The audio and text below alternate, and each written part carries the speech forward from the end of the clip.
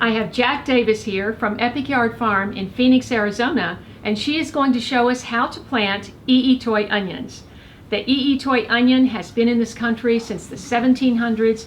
Jack's been growing it for a few years. She gave me some to try. I've been growing it for 2 years, and I want her to show you how to plant them. It is so easy. This bunching onion, once you plant it, you'll never have to seed onions again.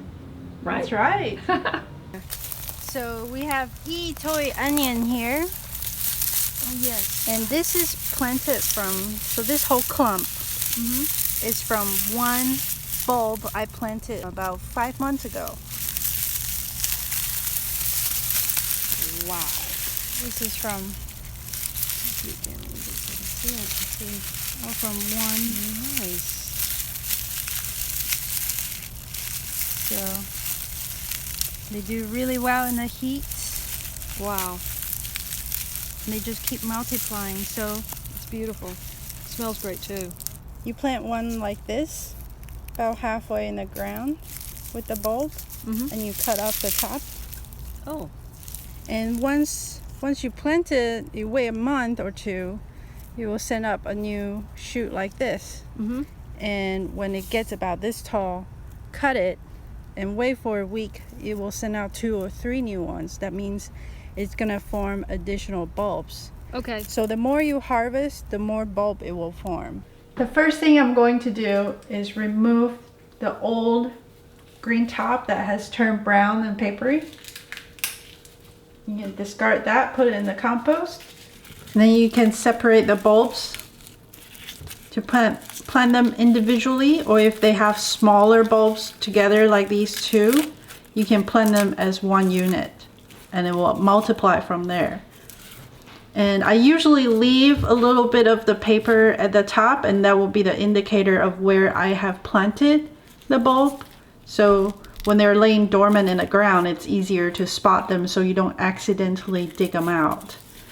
So here, we'll plant one here. And I usually go for about 3 inches deep. You see how most of the bulb is underneath, and then we're exposing some of the top. And here's another one.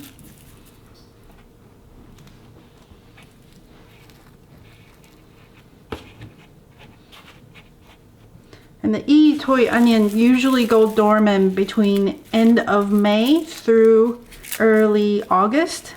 So during that time, they will go brown and papery here like this, and that's when you pull it out of the ground if you want to save it and divide and share. And by September, they will be active again, and they'll sprout out like this. You'll see they start sending out new onion greens, and that's when they're active. Is that true of Phoenix or everywhere? I do not know elsewhere, but it's pretty consistent, I think, from year to year in Phoenix. So I would think they kind of behave that way everywhere. They go dormant in the middle of summer in Phoenix. Okay. And you said in this particular pot, which is looks like about an 8 or 10 inch pot, not very deep. We're just putting a few for now. Yes. And how many would you plant normally in this pot? In this pot, we can fit about 6 of them. They will be really packed at the end of the season next May. This whole thing will be packed with bulbs, because each bulb may multiply into 30, 40, maybe 60 if it's really happy. So once you get one bulb planted, you will have endless amount of green onions and onion bulbs, and these are delicious. They taste like shallots and with very good flavor. And what about watering? Watering, you can give it a good deep soak once a week when it's below 95 degrees. If it go above 100 degrees like you will get in Phoenix, maybe twice a week. They are not very picky with soil conditions, so poor soil is okay. Rich soil is okay, just not oversaturate them, and because the bulbs may rot. Okay, great. So it's planted, and then we'll give this a good watering and let it sit for a week, and then we'll come back and water again next week. And then leave them alone. And leave them alone. Just water once a week, and by end of October, November, you'll have beautiful, lush, full onion greens, and you can just harvest the onion greens through the winter time. And every time you harvest the green, you cut the green, it will make the bulb think that they need to multiply, so they will just start bunching. The more you harvest the green, the more bulbs you'll get.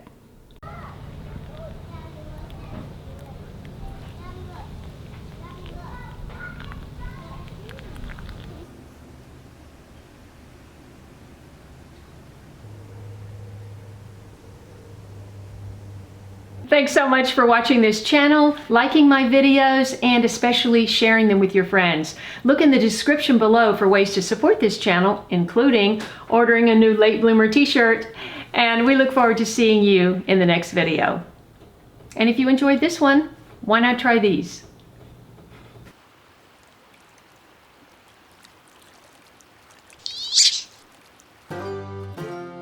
If you enjoyed this video, please watch these. And don't forget to follow me on Instagram, Facebook, and Twitter. And I'll see you in the next video.